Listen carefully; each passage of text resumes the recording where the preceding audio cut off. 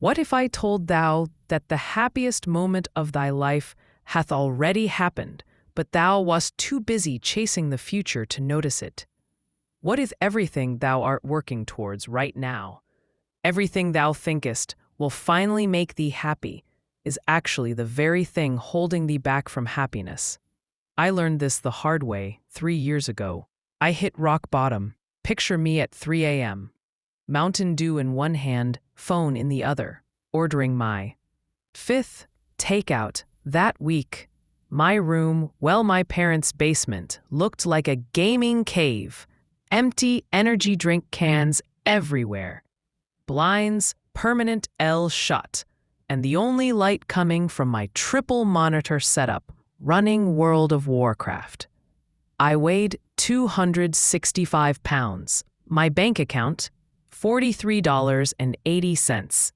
My dating life, let's just say my most meaningful relationship was with my raid team. But here's what I told myself every single night before falling asleep. Once I lose the weight, get a job, find a girlfriend, and move out, then I'll finally be happy. Then my real life can begin. But then something clicked.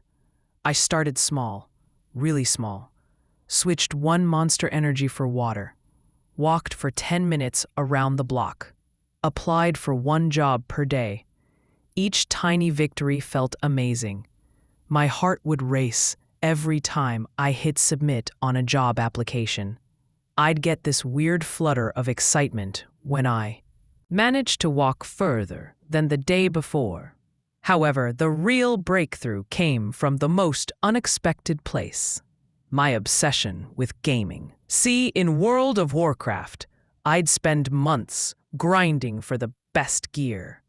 I'd tell myself, once I get that legendary sword, then I'll really enjoy the game. But then, what actually happened? I'd get the sword, stand in Stormwind, showing it off for a day, and feel nothing. The fun was never in having the gear, like it was in the adventure of getting it. Fast forward a year and a half, I'd lost 87 pounds, had a decent job, found an amazing girlfriend, moved into my own place. I was living the exact life I dreamed about in that basement. But then I felt this emptiness creeping in. The same emptiness I felt after getting that legendary sword. That's when it finally hit me. I was happiest during those first walks around the block, heart pounding, legs shaking. During those nerve-wracking moments before hitting end on a job application. Even during those awkward first conversations with girls. Sweaty palms and all, the joy wasn't in reaching the goals, it was in pursuing them. Here's the mind-blowing part. You know those people you follow on Instagram, the ones with the perfect bodies, dream jobs, and seemingly perfect lives. I guarantee you they're either feeling that same emptiness, or they're already chasing their next goal, because that's the secret nobody tells you. There is no finish line. There's no point where you suddenly unlock permanent happiness. So what's the solution? 2 things.